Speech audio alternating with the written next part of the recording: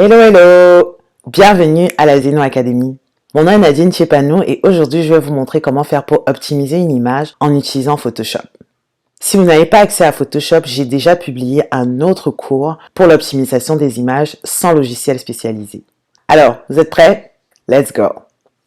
Pour le projet d'aujourd'hui, on va optimiser une image que j'ai récupérée sur le site unsplash.com.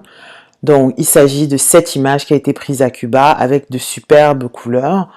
L'image de départ fait plus de 5000 pixels de largeur et plus de 3000 pixels en hauteur. Et si je regarde le poids de l'image, elle fait 16,6 mégaoctets. Donc nous, bien entendu, on ne va pas ajouter une image aussi grande et aussi lourde sur notre site internet. Donc il va falloir l'optimiser. Je vais donc ouvrir mon fichier maintenant dans Photoshop. Voilà. Bien entendu, si vous avez des retouches à faire, il faudrait les faire avant l'optimisation.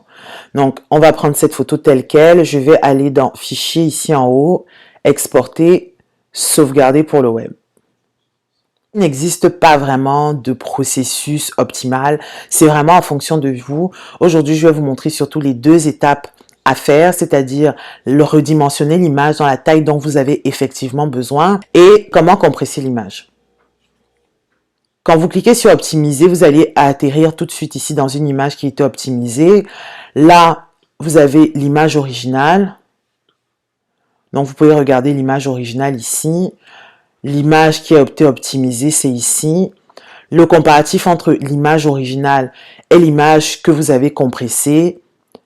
Là, vous avez un comparatif de la photo originale et soit des critères que Photoshop vous propose ou alors des critères que vous avez choisis. Vous pouvez dire par exemple que je veux un type de critère ici, un autre type, etc. etc.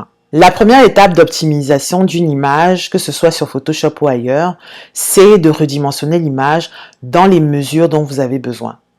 Donc ici, mon image fait 5000 pixels de large et 3000 pixels de hauteur. Je n'ai pas besoin d'une image aussi grande pour mon site internet. Donc supposons que pour mon site internet, j'ai besoin d'une image qui fasse 640 pixels de large. Je vais rentrer 640 pixels de large. Automatiquement, Photoshop va mettre à jour la nouvelle hauteur en gardant le ratio de la photo originale, c'est-à-dire le ratio de la largeur divisé par la hauteur. Donc, je n'ai pas à m'inquiéter en fait de calculer la hauteur qu'il faut. Photoshop le fait pour moi. La deuxième étape d'optimisation, c'est de choisir un niveau de compression de votre image. Ici, vous pouvez choisir le format de l'image que vous voulez avoir. Est-ce que c'est un GIF, JPEG, PNG 824, etc. Je vous recommande de lire un article que j'ai publié sur la zenoacademy.com qui parle en fait des différents formats d'images et quand est-ce que vous devez les utiliser. Aujourd'hui, j'ai besoin d'une photo, donc je vais garder en format JPEG. Ensuite, vous pouvez sélectionner la qualité de l'image que vous voulez avoir, c'est-à-dire le niveau de compression. Est-ce que vous voulez une image de basse qualité, donc qui ressemble à ça? Est-ce que vous voulez une image de qualité médium? Donc là, vous voyez en fait qu'il y a eu un changement de haute qualité. Voilà. Très haute qualité ou maximale. Vous pouvez vraiment contrôler le niveau de qualité. Donc là, maximum, c'est 100%. Je pourrais dire, OK, je veux un niveau de compression de 18%.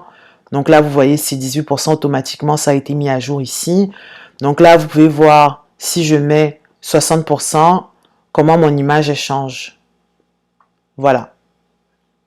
Donc, je vais sélectionner Medium ici. Ça va me mettre une qualité de 30%.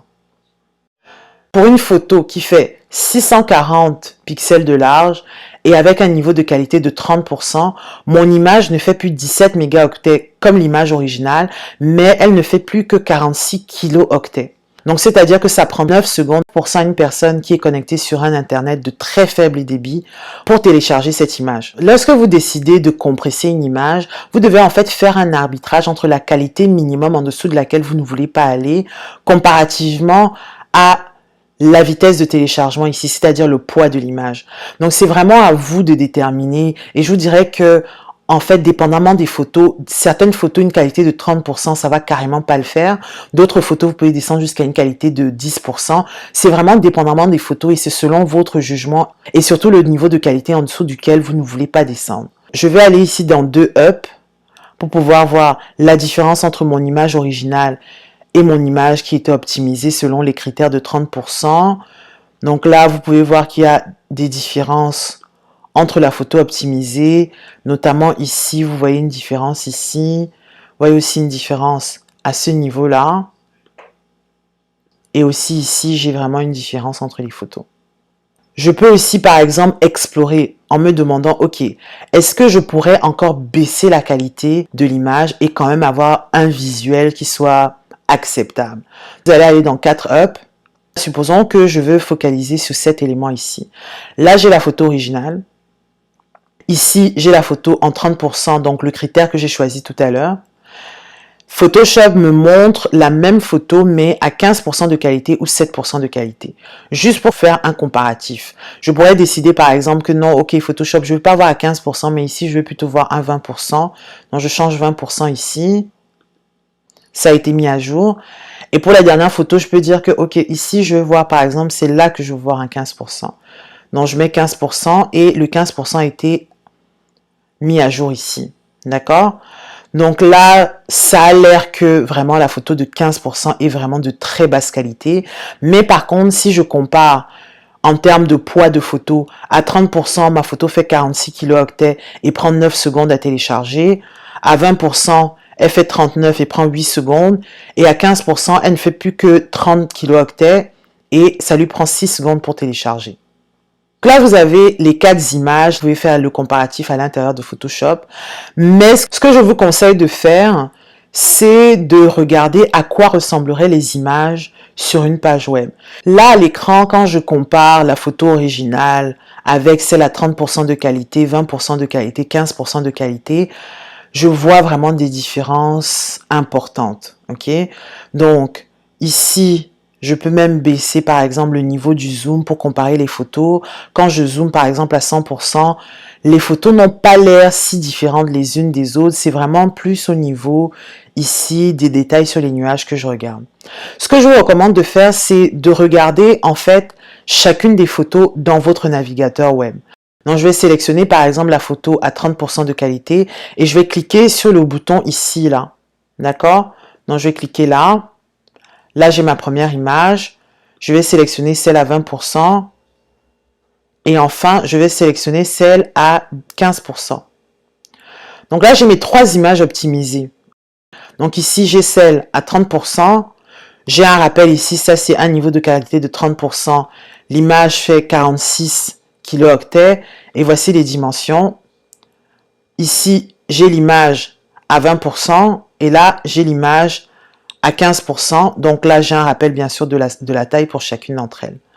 Donc vous-même, vous pouvez essayer de regarder la différence entre les 3 images et décider celle vers laquelle vous allez pencher.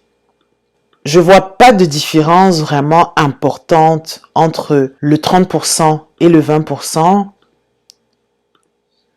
J'aime moins en fait le 15% parce que je vois vraiment comment ça change la qualité de l'image ici. Donc, vous pouvez voir en fait comment l'image change.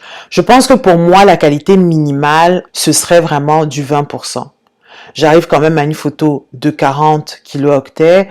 Je ne veux pas descendre en dessous de 20% parce que je trouve qu'en dessous de 20%, mon image a vraiment l'air bizarre. Donc, je vais fermer ça, revenir dans Photoshop et dire, OK, finalement, je vais aller avec la photo de 20%. Donc, je vais sélectionner la photo de 20% ici. Je vais cliquer sur sauvegarder. Et là, je vais pouvoir sauvegarder l'image optimisée. Voilà. Donc ici, j'ai les 2 images.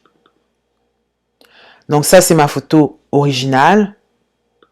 Et ça, c'est ma photo optimisée. Et voilà, c'est tout pour aujourd'hui. J'espère que le tutoriel vous a été utile. Si c'est le cas, alors ne partez pas avant d'avoir cliqué sur le bouton j'aime. Si par contre vous avez vraiment aimé la vidéo, alors faites comme chez vous.